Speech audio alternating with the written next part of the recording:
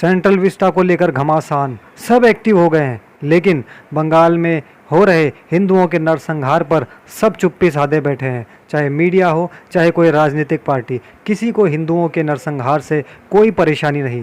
देखिए वीडियो, पसंद आए तो लाइक, कमेंट और शेयर जरूर करें।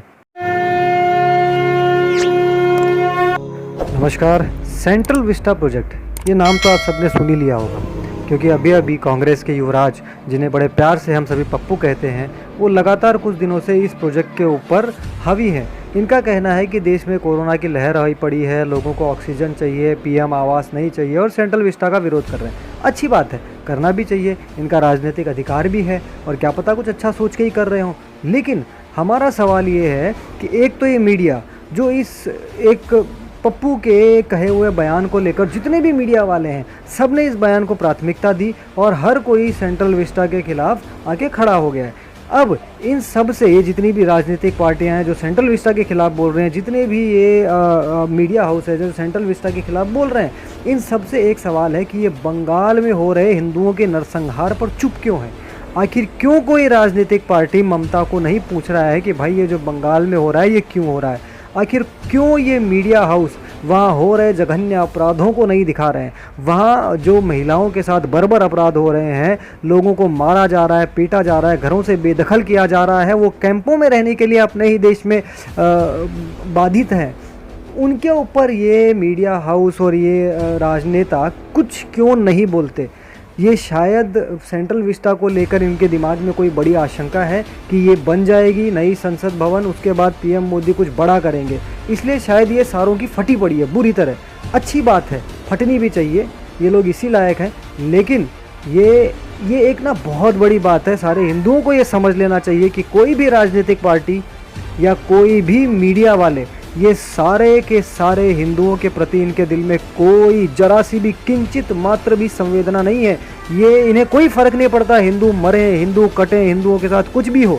और ये आप बहुत आसानी से समझ सकते हैं कि सेंट्रल विस्टा के पीछे ये सारे लगे पड़े हैं। इन सबको तकलीफ़ है सेंट्रल विस्टा के बनने से, होनी भी चाहिए, कोई दिक्कत नहीं है, हम सेंट्रल विस्टा की तरफदारी नहीं कर रहे।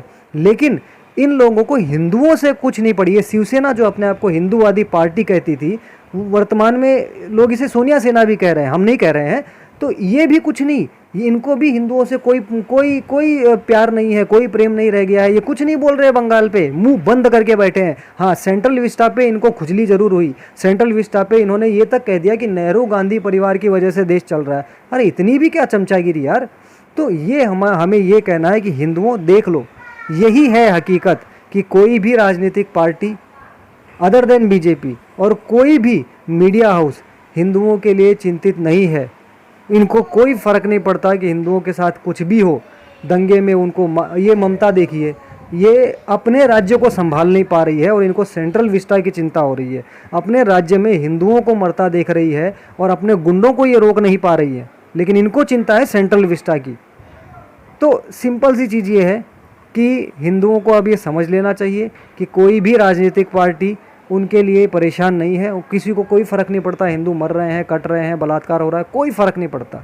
इनमें से किसी भी राजनीतिक पार्टी ने ना तो हिंदुओं के रोते हुए चेहरों को देखकर ममता से कुछ कहा और ना ही केंद्र से राष्ट्रपति शासन लगाने के लिए किसी भी प्रकार का दबाव बनाया। लेकिन ये जरूर है कि कल को अगर एक छोटी सी गलती भी राष्ट्रपति शासन लगाने में पीएम मोदी ने कर दी तो ये सारी पार्टियां ममता के साथ खड़ी होकर मोदी की टांग खींचने में ज़रूर लग जाएंगी।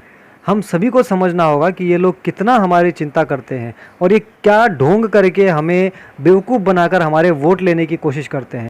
इन्हें केवल वोट लेने के टाइम ही हिंदू दिखाई देते हैं और एक बार जीत जाएं उसके बाद इनका पूरा जीवन खाली हिंदुओं और भाजपा के विरुद्ध प्रोपोगेंडा चलाने में ही लगा रहता है। इसलिए हिंदुओं को अब समझना होगा कि इन्हें किसको चुनना है। बहुत ही बारीकी से इन्हें समझना होगा कि कौन अपना है और कौन पराया।